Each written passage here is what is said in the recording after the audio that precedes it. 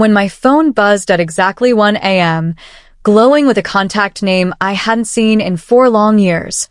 My heart didn't skip a beat. It froze. I picked up, and before I could even say hello, my father's cold, commanding voice cut through the static. "We need to talk about the will. Come home this weekend." I didn't argue. I didn't cry. I simply said, "Okay," and hung up. For the next 8 hours, I sat completely alone in the pitch dark, staring at the wall. But I wasn't grieving, I was planning. At exactly 9 a.m., I called my solicitor. You see, my dad and my golden child siblings thought they were setting a brilliant trap to completely strip me of my inheritance and legacy. But they made one fatal mistake. By the time I walked through that courtroom door, I already knew everything they were planning. My name is Chloe, and I am 27 years old. 4 years ago, I walked away from my family, leaving behind a life of wealth, status, and constant emotional manipulation. The breaking point came when my father's company suffered a massive financial setback due to my brother's reckless mismanagement, yet the entire family chose to use me as the scapegoat. I cut ties completely, building my own life from scratch, without a single cent of their money. But everything changed at 1 a.m. when that phone call shattered the silence of my apartment. Hearing my father Harrison's voice after 48 months of absolute radio silence didn't make me emotional. It made me hypervigilant. "We need to talk about the will. Come home this weekend," he had demanded, his voice carrying the same dictatorial weight as always before the line went completely dead. I sat in the pitch blackness of my living room for hours, the cold night air pressing against my skin. I knew this wasn't an invitation for reconciliation. A man like Harrison doesn't call his estranged daughter in the middle of the night out of sudden guilt. He calls because he needs something, or because he's backed into a corner.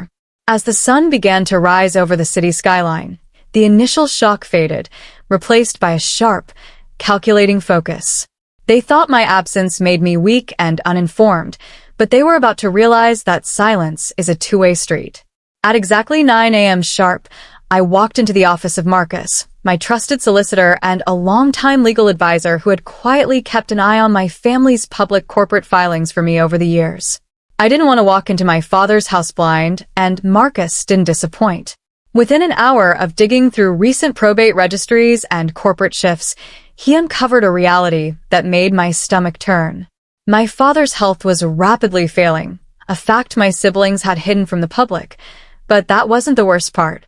My older brother and sister had spent the last 6 months systematically manipulating our weakened father, convincing him to draft a heavily revised version of his will. Marcus pointed to a series of newly cross-filed corporate restructurings on his computer screen, showing that my siblings had masterminded a brilliant, highly illegal trap. They had structured the new legal documents so that all of the family company's massive, failing debts, amounting to millions of dollars, would be legally transferred directly into my name as a sole corporate successor, while the actual lucrative real estate assets and cash reserves were heavily shielded and left entirely to them. They were planning to use my legal signature to completely bankrupt me while they walked away with the family fortune, fully believing that my desire for parental acceptance would blind me to the details. The drive back to my childhood estate over the weekend felt like entering a movie set designed for a tragedy. The massive iron gates and manicured lawns of the family estate projected an image of unshakable wealth and stability that I now knew was built on a foundation of absolute rot. When I walked through the heavy mahogany doors, the atmosphere inside the formal conference room was suffocating. Sitting at the head of the table was my father, looking noticeably frail but still trying to project his trademark commanding presence. Beside him stood my older brother, wearing a sharp designer suit and a smug, victorious smile that he couldn't quite hide, flanked by their visibly nervous family lawyer. The moment I sat down, my siblings put on a masterful performance of synthetic sympathy, offering hollow hugs and murmuring about how hard the last few years had been on everyone. They pretended this sudden meeting was about healing old wounds and ensuring everyone was taken care of before it was too late. I simply sat there, keeping my face completely expressionless, letting them play their roles perfectly, knowing that every false smile they gave me was just another nail in their own legal coffin. The family lawyer cleared his throat with theatrical precision, sliding a thick, intimidating manila folder across the polished table toward me. My brother leaned forward, his voice dripping with false gentleness as he began to lay out the trap. He explained that due to recent market fluctuations, the family business required a strategic restructure to protect the legacy for future generations. He claimed that because I had been away for so long, our father wanted to give me a major stake in the core leadership as a way to welcome me back into the fold, presenting a stack of signature pages that needed to be executed immediately. "It's just a standard formality, Chloe," my brother said patronizingly, tapping the pen against the table. "Signing these releases shows you're committed to the family, and it ensures your financial security for life." They sat back confidently, exchanging silent, knowing glances, fully expecting the isolated, grieving daughter to blindly sign her financial life away just to hear her father say he was proud of her. They had no idea that I wasn't reading the lines they were pointing to. I was reading the fine print that legally tied my social security number to their toxic liabilities. I picked up the pen, rotating it slowly between my fingers as I looked from my brother's arrogant smile to my father's cold, expectant eyes. Instead of placing the pen to the paper, I set it down, leaned back in my chair, and pulled out my phone, placing it face up on the center of the mahogany table. I pressed a single button, connecting Marcus directly to the room via a live speakerphone link, and watched the smug grin instantly vanish from my brother's face. "We won't be signing those documents today," I said, my voice echoing with an absolute calmness that stunned the room.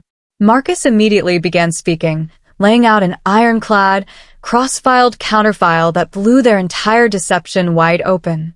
We presented exact forensic accounting records proving that my brother had forged our father's signature on multiple high-interest corporate loans to cover his own personal failures, and we exposed the hidden debt transfer clauses buried within their fraudulent will.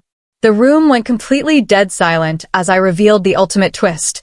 Under the original, unalterable family trust created by my late mother years ago, any attempt to fraudulently alter the distribution of corporate liabilities automatically triggered a clause that stripped my siblings of their executive powers, leaving them completely exposed to the very debts they tried to hand to me. The confrontation culminated days later at the official final legal hearing in a private courtroom downtown. My siblings arrived with their legal counsel, still desperately trying to put on a brave face and searching for a hidden loophole, their smiles remaining intact until their own lawyer stepped forward to read the finalized terms I had cross-filed through Marcus. I watched the exact moment the blood drained from their faces, their lawyer turning completely pale as he realized the trap had fully snapped shut on his own clients. I calmly stepped up to the podium and formally signed the specific legal releases, not the ones they had prepared to destroy me, but the verified trust execution documents that permanently severed my name from any and all family corporate entities. By signing those papers, I legally forced my brother and sister to face the multi-million-dollar liabilities and fraudulent loan consequences entirely on their own, without a single cent of my mother's protected trust to shield them.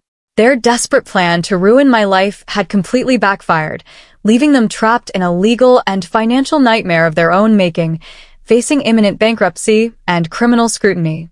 Looking back now, I realized that my father's 1 a.m. phone call wasn't the end of my life. It was the ultimate beginning. I used my fully secured, untouched inheritance from my mother's protected trust to fund my own independent venture, building a highly successful career completely free from the toxic shadow of my family's greed. Word reached me recently that the family estate had to be liquidated to satisfy the massive debts, and my siblings are now facing the harsh reality of living paycheck to paycheck, suffering the consequences of a game they weren't smart enough to play. I survived their cruelty because I refused to let my emotions override my logic, and because I knew my own worth when they tried to treat me like a liability. Now, I want to ask all of you who have followed my story until the very end, what would you do if an estranged parent called you out of the blue in the middle of the night? Would you have walked into that room, or would you have ignored the call entirely? Please comment below with your thoughts and the city you are watching from so I can see how far my story has reached. Thank you for your incredible support, and make sure to click on the final screen where I am leaving 2 other shocking stories that are channel favorites. They will definitely surprise you.